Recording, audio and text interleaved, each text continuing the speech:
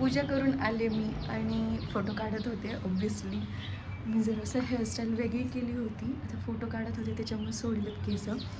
मी कशी दिसते कमेंटमध्ये नक्की सांगा. यावेळेस ना खूप जण नव्हते तिकडं, त्याच्यामुळे एवढी काही गर्दी नव्हती. शांततेत पूजा झाली. काय माहिती टायमिंगमध्ये थोडंसं इकडं तिकडं झालं असेल. सगळ्यांचा काहीतरी मुहूर्त होता आणि मी पण 2 वेळा टायमिंग चेंज केलं आहे. पहिलं 11:30ला जाणार होते, मग अचानक 10:10 10:15 वाजता गेले. त्यामुळे आता पटकन आवरते, सगळं काढते आणि फ्रेश होऊन घेते, म्हणजे मला जरासं बरं वाटेल. कारण खूप सकाळी 9 वाजल्यापासून मी सगळी तयार करत बसलेली. 10 10:15 10:30पर्यंत पोचले होते मी. 10:15पर्यंत पोचले होते. आता पटकन हे सगळं काढून फ्रेश होऊन मग व्हिडिओ बनवते. मी काल आधीच सगळं काढून ठेवलेलं, त्याच्यामुळे मला असं वाटतं पसारा त्यानं काही जास्त झालेलं नाही. आता मी हे सगळं घातलं आहे, ते फक्त काढून ठेवायचं आहे. जास्त काही काम नाही आहे, कारण मी कालच व्यवस्थित सगळं काढून ठेवलं होतं. आणि मला असं वाटतं मी जसं इमॅजिन केलेलं तसंच लुक झाला आहे. फक्त ब्लाऊजच्या बाबतीत मी गणली, कारण मी जसं इमॅजिन केलं होतं तसा ब्लाऊज नाही झाला आहे. तर बघू, जाईन परत टेलरकडं आणि सांगेन काय झालं आहे नक्की.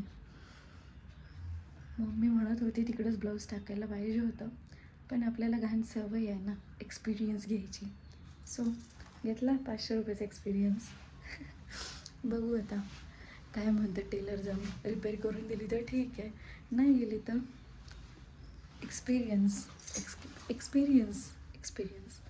ठीक आहे, जाऊ दे. मला भूक लागला, पटकन हे काढते, फ्रेश होऊन खाऊन घेते. Okay, bye. Hello everyone, welcome back to my channel. मी आरती आणि कशा आहात तुम्ही सगळे? आय होप की तुम्ही सगळे छान असाल. आज वटपौर्णिमा आहे आणि तुम्ही माझा व्हिडिओ बघितलाच असाल मगाशी. सो सगळं आवरलं आहे माझं आता. ॲक्च्युली वडाचं झाड इथंच आहे आमच्या सोसायटीच्या बाहेर. सो आम्ही तिकडेच पूजेला गेलो होतो. दरवर्षी आम्ही तिथेच पूजा करतो, त्यामुळं आवरलं आहे बऱ्यापैकी लवकर. बाहेर असं कुठे जायला लागलं नाही लांब की जाऊन पूजा करायची आणि मग या घरी वगैरे असं. सो ते एक थोडंसं इझी गेलं आहे, सोसायटीच्या बाहेरच वडाचं झाड असल्यामुळं. आणि आत्ता मी आवरून चालली मिलीची स्कूलची इन्क्वायरी करायला. ॲक्च्युली मिलीला स्कूलला टाकायचं असं काही आमचं ठरलं नव्हतं, त्याच्यामुळे थोडंसं अचानक इन्क्वायरी वगैरे करायला चाललं. कारण काय झालं, ती थोडं घरात बसून नुसतं तुम्ही बघताय मागे टी व्ही बघ हे बघ, अजिबात कंट्रोल होत नाही आहे. तिला किती पण टी व्हीपासून लांब ठेवलं तर त्या दिवसभर तर आपण खाली तिला खेळायला घेऊन नाही जाऊ शकत, कारण सकाळी आणि संध्याकाळी असं आम्ही जातो खाली गार्डनमध्ये तिला घेऊन. बट दिवसभर पॉसिबल नाही आहे. आता ती फक्त दिवसातून 2 तास झोपते, त्याच्यानंतर ती पूर्ण वेळ खेळायचं आहे, तिला दंगा करायचं आहे. मग दिवसभर मी एकटी असते, मग मला ती हँडल होईना झाली.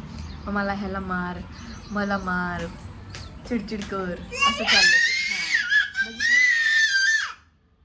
असं चाललं आहे तिचं. त्याच्यामुळे आम्ही तिला गार्डनला नाही जायचं आहे.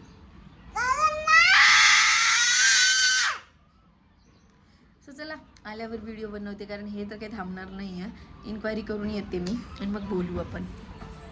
मगाशी पण जाताना कसं रडारड चालली होती, तर तसं होतं थोडंफार. मग उगीच तिची चिडचिड होती तिला खेळायला नाही मिळालं की. मग त्याच्यापेक्षा 2-3 तास तिथे गेली की तिचा पण वेळ जाईल, तिला पण नवीन काहीतरी शिकायला मिळेल. आणि तसंही तिला आता बोलता येत आहे प्रॉपर, सगळ्या गोष्टी सांगता येतात की मम्मा असं झालं तसं झालं, सगळ्या गोष्टी. सो आता हे एज बरोबर आहे असं मला वाटतं. आणि तसंही तिचं प्ले ग्रुपचं एज आहेच आत्ता. सो म्हणून मी डिसाईड केलं की हिला स्कूलला टाकूया. आता बघू कधी फायनल होत्या स्कूल. तसेही ॲडमिशन झालेले आहेत बऱ्यापैकी. म्हणजे घरी टी व्ही वगैरे जास्त बघत बसण्यापेक्षा, कारण घरी असंही शांत नाही बसणार आणि नुसतं खेळ नाही जाणार.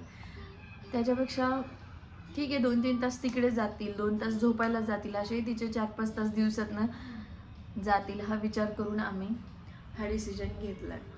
कारण दिवसभर टी व्ही बघणार, खाली खेळायला नाही मिळणार कारण पाऊस आहे आणि या बाकी सगळ्या गोष्टी होत्या.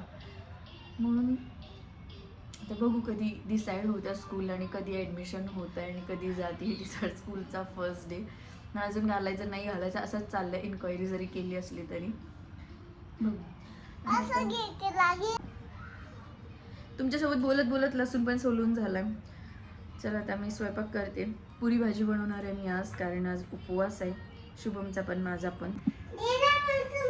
छोटा कुक आला, छोटा कुक. चमचा पाहिजे त्यांना. थांब जरा मागे लागेल. चमचा कशाला पाहिजे? हा लगेच. कशाला पाहिजे चमचा? मिली पण बाहेर स्वयंपाक बनवते. थांबा मी तुम्हाला दाखवते. मिलीनं पण इथं तिचं किचन मांडलंय. मिली पण स्वयंपाक करते.